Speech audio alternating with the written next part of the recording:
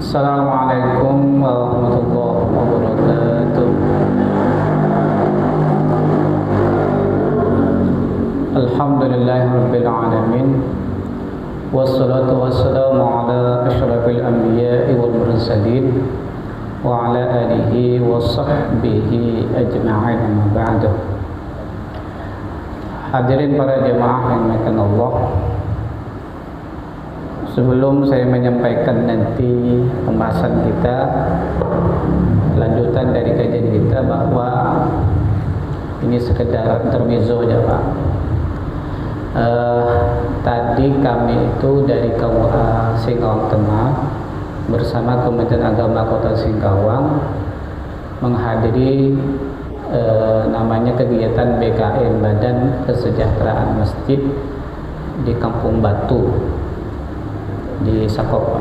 Nah, jadi yang dibahas di situ adalah mengenai keberadaan masjid khususnya di daerah kita ini. Keberadaan masjid itu tidak lepas dari pengelolaan. Jadi kalau masjid ini adalah masjid jami, yang boleh jadi masjid ini menjadi lintas orang untuk singgah mengerjakan sholat. Ada musafir yang boleh jadi dia berhenti lalu ingin mengerjakan sholat di sini. Kita kan tidak tahu Pak. Nah, oleh karena itu masjid itu paling tidak mempunyai tempat-tempat yang bisa disediakan untuk mereka beristirahat sejenak, baik itu tempat khusus atau tempat-tempat yang kita arahkan. Nah, kemudian kalau itu perempuan, ada tempat ruang ganti pakaian yang boleh jadi dia nanti ganti pakaiannya najis. Nah, kalau misalnya terbuka seperti ini kan nampak ketahuan ya kan? Jadi ada ruang ganti dan itu diarahkan ada tulisan ruang ganti. Jadi mereka itu mau pakai mukena, pakai apa itu ada. Kemudian pula masjid yang ramah anak. Ramah anak itu memberi ruang untuk anak-anak ke masjid untuk melaksanakan sholat berjemaah dengan kita berikan aturan-aturan. Jadi kalau masjid di sini jangan terlalu banyak bergerak ribut, gitu. Kita persilakan mereka. Gitu. Kemudian pula fasilitas yang lain itu adalah ramah lansia Pak. Jadi kalau kamar mandi WC itu tidak WC yang jongkok itu Pak, kloset yang jongkok, pasti ada yang WC duduk. Sekarang kan kayaknya duduk semua tuh, ada yang jongkok kan Pak? Dan itu berarti kalau yang duduk semua untuk lansia semua itu Pak. Kebetulan jemaahnya pun lansia juga nih kan. Nah, jadi ada yang kemungkinan mereka itu ingin WC jongkok, ya tidak apa-apa, itu udah bagus tuh. Nah, kemudian yang ini pengelolaan, ketua masjid sudah habis masa itu masih Pak atau masih lanjut nih? Masih lanjut Pak ya. Nah, ini perlu juga. Jadi di sini nih Pak, mesti ada terpampang wakif itu siapa dulu di sini itu. Ada tulisan wakif pertama ini. Luas tanahnya wakafnya ini sekian. Jadi orang tahu Pak bahwa di sini ternyata luas tanahnya ini. Lah ini berarti masuk area masjid. Berarti rumah ini numpang dia. Nah, kan dia tahu tuh Pak. Jadi ada surat sertifikat wakafnya, nadirnya itu siapa dulu. Jadi nadirnya ada berapa orang di situ, siapa ketua bendaharanya ketemu tuh Pak, ada terpampang di situ. Jadi secara administrasi kita tahu, nadirnya ini sekarang. Tapi yang ini kan dah meninggal tuh, sekarang diganti Pak ini. Nah ini masih hidup, dialah yang mengelola. Nadir itu yang mengelola tanah wakaf masjid ini. Kan saya tidak tahu nih siapa nadirnya ini sekarang, dulu sejak beralih ketua siapa nadir wakafnya kan tidak tahu Pak. Siapa yang mewakafkan dulu tanah ini kan tidak tahu nih Pak. nih kan? Nah itu terpampang di depan, orang tahu. Kemudian lagi selain itu, saya lihat di situ kayaknya ada untuk apa namanya Pak, nomor rekening masjid. Ada Pak ya? Itu terpampang besar Pak di tiap pojok-pojok tuh. Silakan bantuan Anda salurkan di sini nomor ini. Siapa tahu dia punya banking bank, tinggal transfer, karena khawatir kalau kotak amal nanti dicuri gitu loh Pak. Jadi kita sudah maju dalam hal ini, tertulis nih, nah, gitu Pak. Jadi ini namanya pengelolaan masjid Pak. Itu penting yang seperti ini. Jadi dalam hal ini pengelolaan masjid, fasilitas itu kita benahi semua. Nah, kemudian setelah itu barulah jemaah di sekitar ini. Jadi ada tempat orang kalau seandainya mungkin dia tidak punya uang mau menginap di hotel, nah ternyata ada ruangan kosong di sini, silakan nginap di sini, nah, gitu Pak. Tapi takut maling dia Pak. Alumni maling nginep. Habisnya kan kita punya CCTV itu tahu tuh. Nah sekarang ini masjid-masjid itu sudah mulai berbenah Pak. Jadi ada tempat kursi roda jalan, nanti kalau siapa tahu ada orang sesepuh dia mau masuk, ada jalur untuk kursi roda lewat, kan ada Pak mestinya itu. Ini kan tidak ada sih, terpampang air semua itu Pak. Nah, jadi ada pegangannya, jadi orang-orang tua itu untuk melangkah itu dia punya pegangan, takut terjatuh di situ. Pokoknya persiapkan. Nah itu sekedar apa namanya pengantar Pak untuk administrasi pengelolaan masjid. Nah, itu. Nah, jadi kalau pengelolaan yang hal-hal yang lain termasuk misalnya keuangan dan lain itu diatur aja sendiri itu. Nah, diatur dengan pengelolaan yang canggih sekarang kan sudah ada itu Pak. Selain diumumkan di masjid setiap hari Jumat, itu dilaporkan di grup WA dengan urutan ini, rinciannya ini, kan semua tahu di grup itu seperti apa. Nah itu ya Pak. Itu hanya pengantar Pak ya. Jadi kemasjidan, kesejahteraan masjid itu tidak hanya sekedar dalam hal pengelolaan, tapi masjid yang memang punya kegiatan-kegiatan yang bersifat sosial juga. Di masjid ini kemudian menjadi pengembang dakwah, juga bisa ada pendekatan-pendekatan masyarakat. Jadi masjid yang peduli kepada fakir miskin, nah gitu Pak. Masjid yang peduli dengan anak yatim, nah gitu. Jangan nunggu zakat fitrah dan zakat mal tiap tahun Pak. Ya kalau ada, kalau tidak ada, berarti aktivitas kita itu membantu fakir miskin, nunggu zakat fitrah, nah, baru ada. Nah itu Pak. Oke, kita lanjutkan sekarang. Diriwayatkan Anin Nabi alaihi salatu wassalam annahu qala, dari Nabi Muhammad sallallahu alaihi wasallam beliau bersabda, sidqul mahabbati fi salasi khisalin, lurusnya mahabbah yakni cinta kepada Allah atau kesungguhannya cinta kepada Allah itu ada 3 hal. Pertama, ayyakhtaru kalama habibihi ala kalami ghairihi, yakni memilih atau mengutamakan perkataan kekasihnya atas perkataan yang lain. Ini yang pertama. Artinya bahwa kalau kita memang itu punya rasa mahabbah, rasa cinta kepada Allah Subhanahu wa taala, maka mestinya kita itu memilih perkataan-perkataan Allah melalui Al-Quran daripada perkataan yang lainnya. Nah, oleh karena itu Al-Quran itu sebagai kalamullah adalah merupakan panduan hidup kita Pak. Nah, cuman kadangkala Al-Quran itu hanya sekedar dibaca. Ya, Al-Quran itu hanya sekedar dibaca. Sebelum kita membaca Al-Quran, ada adab-adab yang harus kita perhatikan sehingga nanti kita tidak dilaknat oleh Al-Quran. Ada satu kejadian Pak, ada Al-Quran itu berada di bawah, sedangkan buku-buku yang lain itu ada di atas. buku-buku agama itu ada di atas, Al-Qur'annya ada di bawah.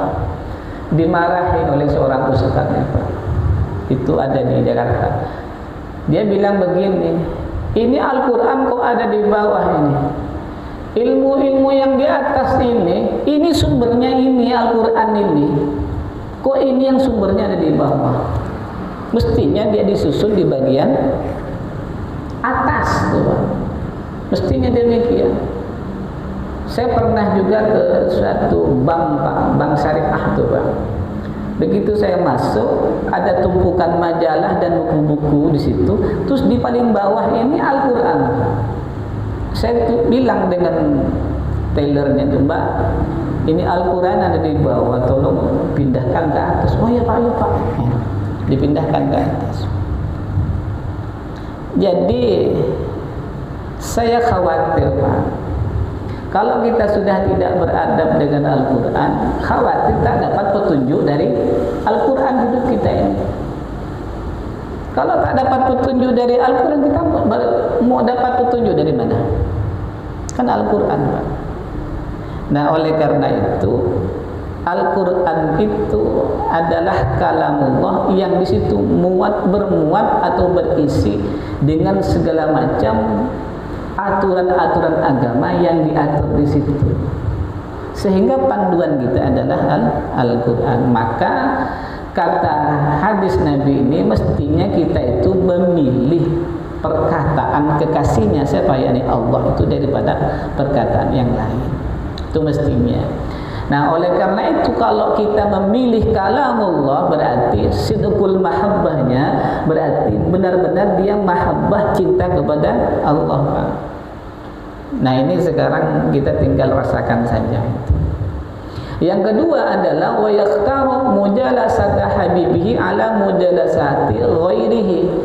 Orang ini lebih memilih tempat duduk kekasihnya daripada tempat duduk di selainnya. Artinya, kalau tempat duduk ini adalah tempat duduk atau perkumpulan yang disukai oleh Allah, mestinya ini yang kita tempati. Majlis ilmu ini kan majlis ilmu ini kan majlis yang dicintai oleh Allah. Mestinya kita milih di sini. Kok milih warung kopi? Nah, ya, Pak. Kok milih warung kopi? Kok enggak ikut majlis ini? Majlis maksudnya majlis ilmu, bukan majlis ini aja, majlis ilmu. Tapi kok kenapa kok kita lebih memilih yang lainnya? Bukankah majlis ilmu itu adalah majlis yang disukai oleh Allah, gitu, Pak? Kenapa hadir di majlis-majlis yang berpotensi ataupun penuh dengan maksiat? Nah, itu dia, Pak. Kan berarti dia mengatakan cinta kepada Allah, tapi ternyata tempat-tempat yang disukai oleh Allah dia tidak mau hadir. Berarti kan tidak lurus dia mahabbahnya. Berarti dia mengalami penyimpangan. Kadangkala kita ini, Pak, antara lisan dengan hati dengan perbuatan itu kadang-kadang tidak sama, Pak. Kita bisa mengatakan saya bertakwa kepada Allah, iya mulutnya, tapi perilakunya tidak menunjukkan dia orang yang bertakwa. Saya ingin masuk surga, tapi perilakunya tidak menunjukkan jalur-jalur yang menuju masuk surga. Nah, ini yang terjadi seperti itu. Jadi antara mulutnya, hatinya dan perbuatan tidak sama. Nah, tidak sama itu. Saya takut mati, tapi pertanyaan kemudian, apa persiapanmu untuk takut mati ini? Mau dibawa ke dalam kubur nih. Jangan-jangan hanya mulutnya. Kalau kita misalnya takut mati, semua orang bisa. Tapi apa nih implementasinya, apa realitanya, apa nih wujudnya itu apa? Kan mestinya kita nyatakan itu. Sehingga dalam hal ini boleh jadi kita itu dianggap munafik di hadapan Allah, Pak. Hanya lisannya saja yang kita mengatakan takut mati, kita menyatakan bah cinta kepada Allah, kita ingin jadi orang bertakwa, tapi hatinya tidak mencerminkan orang yang bertakwa. Nah, itu, Pak, banyak yang seperti itu. Makanya jangan heran, Pak, kalau ada orang yang ahli ibadah, ahli sholat, tapi mulutnya tidak mencerminkan ahli orang yang sholat. Kalau dia rajin sholat berjamaah masih juga ingin membuat fitnah dan menggibah orang lain, berarti sholatnya itu tak mampu menjadikan dia orang yang baik. Kan sholat itu bisa memberikan pengaruh positif, Pak, pengaruh sosial, pengaruh pribadi, kepribadian, pengaruh karakter, Pak, pengaruh sikap, perilaku, dan itu biasanya dibuktikan dengan ucapan. Kalau dia rajin sholat berjamaah, kenapa kok nipu orang? Kalau dia rajin sholat, kenapa ngakalin orang gitu, Pak? Kan tidak sesuai. Apa tidak malu dengan sholatnya? Kalau dia rajin sholat, umroh, haji, kenapa korupsi gitu loh, Pak? Kan banyak tuh, Pak, orang umroh berkali-kali, tahu-tahu korupsi dia. Rupanya yang dibawa umroh itu uang hasil korupsinya. Ikan banyak seperti itu. Berarti yang nampak itu ya hanya kegiatan ibadahnya, tapi dalam perbuatan tak mencerminkan sama sekali. Oleh karena itu, sholat itu sebenarnya itu mampu mencegah perbuatan keji dan munkar. Inna sholata tanha 'anil fahsya wal munkar. Salat itu mampu mencegah perbuatan keji dan munkar. Keji ini, Pak, adalah perbuatan-perbuatan yang buruk yang mengarah kepada perbuatan perzinahan tuh, Pak. Munkar ini perbuatan dosa-dosa selain itu. Jadi kalau orang itu sholat, Pak, sholat yang diterima oleh Allah itu mampu mencegah perbuatan jahat yang akan kita lakukan itu. Kalau kita masih tembus dalam hal melakukan kejahatan, berarti sholat tak mampu membentengi kepribadian kita. Tidak bisa dia, berarti loss dia. Nah, kalau begitu, ada orang ahli sholat, ahli ibadah, tapi masih suka melakukan perbuatan dosa besar, berarti jangan-jangan sholatnya itu tidak diterima oleh Allah. Nah itu, Pak. Makanya makanan haram nih, Pak. Nah, makanan haram itu oleh agama itu betul-betul dikoreksi. Sampai dalam satu suap bagaimana ia menyuap masuknya makanan haram, kemudian dari perolehannya, dari kerjanya, dari asalnya itu, Pak, dikoreksi betul oleh agama itu. Rezeki yang masuk kepada kita mulai dari caranya dia bekerja, kemudian waktu pada bekerja, mendapatkannya, sampai pengelolaannya, dimasak, lalu sampai masuk ke mulut kita, itu dikoreksi oleh agama itu. Untuk apa itu? Karena akan untuk menjaga kemurnian, kehalalannya yang masuk ke dalam tubuh. Itu, Pak. Karena kalau ada makanan haram yang masuk ke dalam tubuh kita itu, maka dia akan mencegah tertolaknya banyak ibadah. Nah itu, Pak. Nah, ini yang perlu diperhatikan. Maka makanan yang halal itu adalah dua, Pak. Satu, modal untuk kita ibadah, dia, Pak, ya. Makanan halal itu adalah modal untuk kita ibadah. Yang kedua, modal kita untuk diterima ibadah kita. Nah, ya. Jadi saya ulang, makanan halal itu adalah modal kita untuk ibadah, melaksanakan perintah Allah, juga modal untuk diterima ibadah kita. Itu perlu sekali itu, Pak. Harus hati-hati. Makanya kalau yang haram-haram tahan, jangan diterima. Itu yang disebut zuhud, Pak. Ini haram, Pak, uang ini. Saya tidak bisa, mohon maaf, Pak, saya tidak bisa nerima itu. Jangan model di tempat saya, Pak, yang haram-haram. Tidak ngomong. Di bawahnya itu ini tarik, itu dia tuh. Bahaya itu, Pak. Nah, memperhatikan makanan yang masuk bukan hanya kepada diri kita, tapi keluarga dan anak-anak kita. Jangan sampai itu, Pak. Sering saya sampaikan dan berulang-ulang, mungkin hari ini belum nampak akibat dari makanan haram itu, belum nampak. Tapi suatu saat, di saat kita udah lupa dengan perolehan harta haram dulu kita yang kita dapat tuh, Pak, udah lupa tuh. Tahu-tahu muncul di masa tuanya, Pak. Penyakit berdatangan, Pak. Anak-anak yang dulunya patuh Pak, tiba-tiba membangkang semua. Anak-anak yang dulu baik-baik Pak, rajin sholat, tiba-tiba sekarang jadi penjahat Pak. Anak dulu yang kita ajari baik-baik, tahu-tahu korupsi Pak. Itu Pak. Ini kenapa terjadi? Kita koreksi kepada kita. Aduh, kenapa anak saya kok begitu, yang sana kok begitu, yang ini kok begitu, kenapa? Ini ada apa ini? Nah, boleh jadi dulu Bapak usahanya itu ada hal-hal yang haram yang dimakan oleh anak kita dan kita tidak sadar. Itu. Jadi sesuai dengan apa yang disampaikan oleh baginda Nabi, mestinya kita memilih tempat-tempat yang diridhoi oleh Allah. Itu Pak. Majlis taklim, majlis ilmu, masjid, itu kan tempat-tempat yang diridhoi oleh Allah Pak. Tempat-tempat ilmu itu. Nah, tempat-tempat yang dimurkai oleh Allah ya tinggalkan, jauhkanlah. Nah, itu begitu.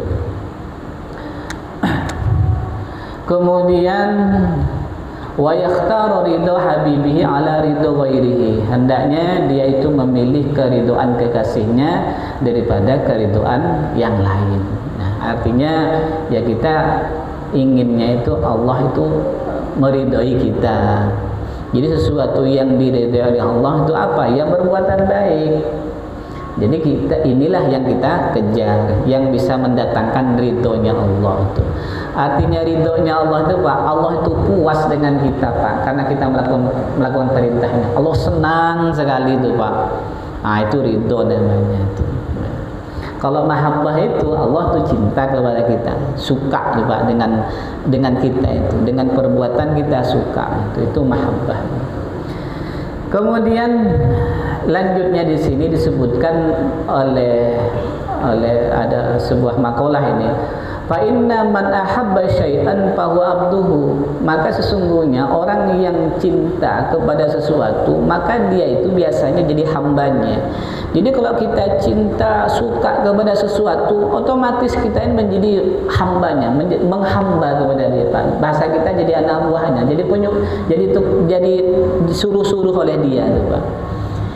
Kita misalnya Pak, suka sekali mencintai dengan seseorang, misalnya katakanlah atasannya Pak. Otomatis kita itu akan menjadi budaknya, disuruh-suruh kita mau Pak, karena kita suka dengan dia.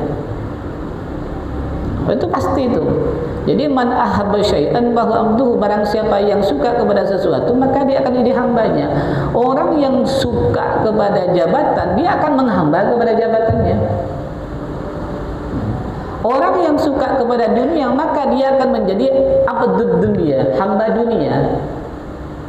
Orang yang suka dengan kehidupan mewah-mewah, dia akan mencintai kemewahan itu, dan itu akan menjadi budaknya. Apapun akan dipertaruhkan. Nah, kita itu tidak mau terdikte oleh itu Pak. Jangan sampai kita terdikte, terhamba oleh pengaruh-pengaruh dunia. Kita maunya itu menjadi hambanya Allah, Abdullah, hambanya Allah. Jangan menjadi hamba dunia, jangan menjadi hamba jabatan, jangan menjadi hambanya setan, apalagi itu Pak. Kita tidak mau yang seperti itu. Makanya hati-hati, kita ini statusnya hamba Allah atau hamba dunia atau hamba setan.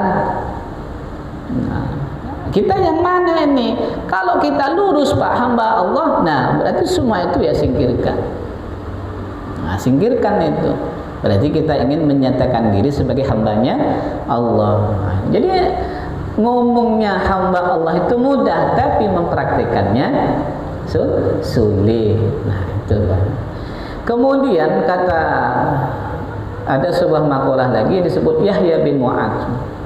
Wa misqalu khardalatin min hubbillahi ahabbu ilayya min ibadati sab'ina sanatan. Satu titik biji pasir Pak, biji pasir Pak, kecil. Nah, kalau kita ambil ini satu titik nih Pak, kan ada putih-putih tuh Pak, di sini nih nempel tuh ya. Rasa mahabbah satu titik, ada rasa mahabbah segini Pak. Nah, satu titik tepung nih Pak, putih nih. Ada satu titik rasa mahabbahnya. itu lebih baik, lebih disukai oleh Allah daripada 70 tahun ibadah. Jadi kalau kita punya mahabbah titik aja dalam hati nih Pak, kita ibadah sampai 70 tahun Pak, masih lebih disukai ada mahabbah 1 titik dalam hati nih Pak. Pertanyaannya, apa iya mahabbah kita hanya setitik itu? Saya rasa luas Pak, lebih dari itu Pak. Kalau begitu, tentu Allah lebih-lebih lagi kepada kita nih Pak perhatiannya. Jadi ada rasa mahabbah nih dalam hati nih Pak. 1 titik jatuh, itu lebih dicintai, lebih disukai oleh Allah daripada orang ini sholat ibadah 70 tahun Pak. Kan luar biasa nih Pak. 70 ibadah 70 tahun, luar biasa. Apalagi misalnya mahabbah kita ini seluas sungai misalnya, seluas laut misalnya Pak, seluas samudera misalnya, itu keren sekali itu. 1 titiknya Allah itu senang. Dibandingkan dengan 70 tahun kita ibadah, masih disukai ada rasa mahabbahnya Pak. Kenapa kok perbandingan jauh sekali? 1 titik ini, 1 mahabbah ini lebih disukai Allah daripada 70 tahun ibadah. 70 tahun ibadah ini Pak, kalau tak ada rasa mahabbah kepada Allah, hilang dia. 70 tahun tidak ada mahabbahnya, tidak ada rasa cintanya kepada Allah, nol ya Pak. Itu. Tapi kalau kita 1 kali ibadah, misalnya baca sholawat sekali Pak, sallallahu ala Muhammad, ataupun sholat 2 rakaat misalnya, atau sholat sunnah 1 rakaat, sholat sunnah witir Pak, tapi ada mahabbahnya, ini lebih diperhatikan oleh Allah Pak. Bayangkan itu, berarti mahabbah itu penting, kata Yahya bin Mu'ad. Nah, sekarang kita tumbuhkan, jangan berpura-pura sekarang. Tumbuhkan itu rasa mahabbah kita. Ciri-ciri orang itu ada mahabbahnya apa? Nah, ciri-cirinya Pak, mahabbahnya itu apa? Ada mahabbah dalam diri kita itu senang melakukan perintah Allah tanpa ada unsur paksaan, tanpa ada iming-iming apapun, baik duniawi ataupun ukhrawi. Jadi kalau kita sholat nih Pak, sudah ya kenapa? Ya karena memang karena Allah Ta'ala, sudah tidak ada lain. Tidakkah karena engkau ini mengharapkan agar lancar rezekimu, usahamu lancar? Tidak. Tidakkah kamu ini kalau ibadah sholat itu karena mengharapkan surga? Tidak, saya karena cinta kepada Allah. Udah titik Pak, selesai. Nah itu Pak. Ada nggak yang seperti itu? Ya jarang Pak. Jarang seperti itu. Kalau tak terbangun dari awal, tidak bisa. Kita ini ibadah masih berharap ingin dapat surga. Kita ibadah masih berharap agar lancar rezeki. Apalagi disampaikan oleh penceramah, Bapak kalau sholat sunnah duha Pak, istiqomah, maka insya Allah rezekinya Pak sampai 7 anak turunan Pak. Bapak lalu sholat duha istiqomah. Kenapa? Iming-imingnya lancar rezeki sampai 7 turunan. Berarti kan itu harapannya itu. Kalau tidak ada itu, tidak dilancarkan rezeki. Nah ini dia, boleh jadi tak sholat duha. Bapak kenapa masuk sholat istiqomah nih, sholat berjamaah? Saya biar masuk surga nanti kalau mati. Kalau tidak ada surga gimana? Ya tidak tahu. Itu Pak. Berarti harapannya hanya ingin masuk surga. Apakah ini dibenarkan oleh agama? Ya boleh-boleh saja Pak, boleh saja. Tapi kalau kita mau yang lebih tinggi, ya tidak mengharapkan ke surganya. Apa yang agar Allah itu cinta kepada saya, sudah selesai. Kalau Allah sudah cinta, otomatis surga akan diberikan. Kalau Allah sudah cinta, rezeki pun dikasih. Nah, itu Pak. Nah, itu mahabbah kepada Allah Subhanahu wa Ta'ala. Saya kira cukup ini Pak ya. Mudah-mudahan bermanfaat. Tidak perlu panjang-panjang, pendek-pendek aja Pak ya, singkat, padat, dah selesai. Yang penting hari ini, malam hari ini kita berada di majlis yang dicintai oleh Allah.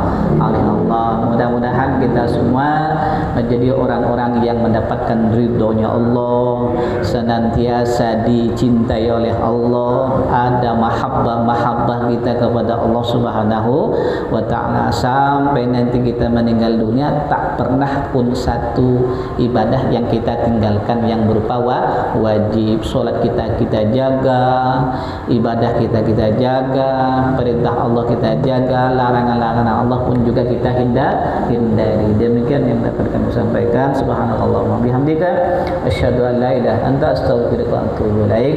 Assalamualaikum warahmatullahi wabarakatuh.